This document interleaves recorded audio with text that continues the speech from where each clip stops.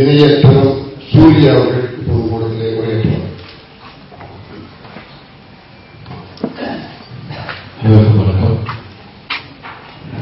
இந்த நிகழ்வு ரொம்ப அருமையான அழகான நிகழ்வு. இது சாத்தியமானதே நான் ரொம்ப அதிர்ஷ்டமா தான் ஃபீல் பண்றேன்.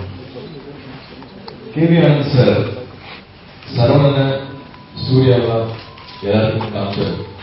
எல்லா பத்திரிகையிலும் என்னோட முதல் போட்டோ அந்த ரஷ்யன் நாட்டில் கை வச்சு எடுத்துருப்பாரு.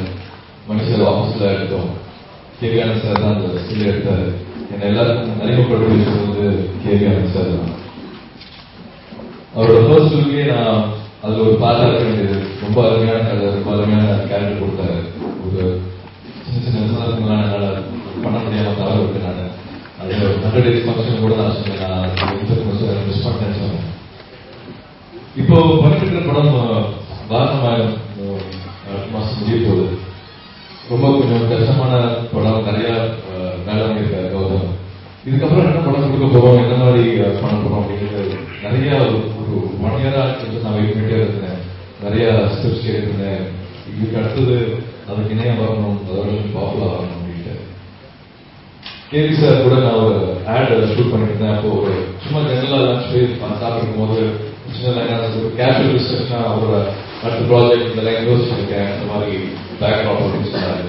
அப்பவே மனசுல ஒரு சின்ன ஒரு கோரிக்கை வச்சு நல்லா இருக்கே அப்படிங்கிற மாதிரி இருந்துச்சு.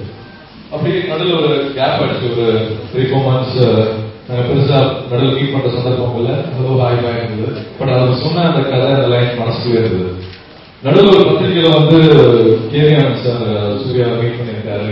அவங்க 2 பேர் படம் பண்ண போறாங்க அப்படின்ட்டு டாக் பத்திரிகையில வந்திருந்தது.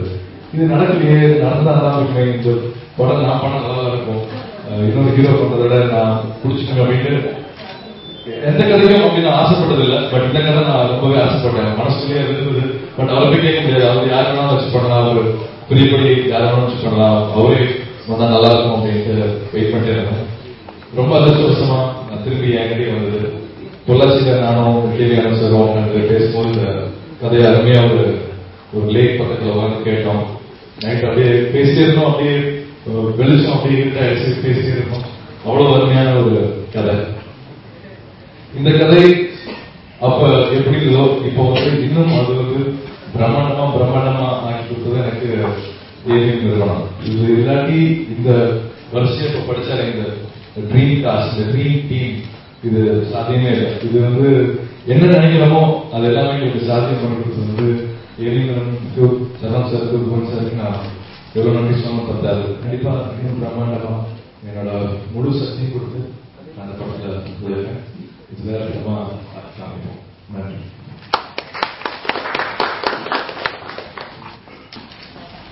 அனைவருக்கும் வணக்கம். ஏவிஎம் அடுத்த படைப்பு ஆயா. இந்த தலைப்பை நீங்கள் தமிழ் என்று அறிமுகப்படுத்திக் கொண்டால்தான் இந்த படத்திற்கும் சிறப்பு. தமிழ்நாடு அரசின் வரி விலக்குக்கும் வசதி என்பதை உங்களுக்கு நான் அன்போடு தெரிவித்துக் கொள்கிறேன். இது யாராவது IRON என்று யாரும் கருதிவிட வேண்டாம். அயன் என்ற சொல்லுக்கு நான்முகன் என்பதுதான் முதற் பொருள். வலிமை கொண்டவன், ஆற்றல் பொருந்தியவர் என்பவையெல்லாம் அடுத்தடுத்த பொருள்கள். நான்முகன் என்று இந்த புனைப்பெயரை அயன் என்று சூட்டியிருப்பதன் மூலமாக சூர்யாவின் மற்ற 3 முகங்களையும் அறிமுகப்படுத்துவதற்கான வாய்ப்பாக திரைக்கதையை அமைத்திருப்பார் கேவி ஆனந்த் என்று நான் கருதுகிறேன். சூர்யா நடித்துக் கொண்டிருக்கும் படத்தினுடைய ரிலீஸ் டேட் கரெக்டா தெரியல. அதை ஒட்டி தான் நாங்கள் ஷெட்யூல் சொல்ல முடியாது. ஆரம்பத்திலிருந்து இப்போ ஃபியூ டேஸ் இப்போ ஒர்க் பண்றோம். அந்த படம் கம்ப்ளீட் பண்ணதுக்கு அப்புறம் தான் எங்களுக்கு ஃபுல் ஷெட்யூல்.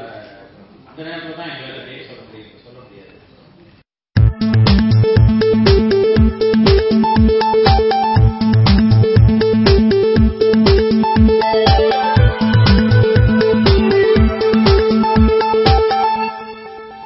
மாலை வணக்கம் அன்பான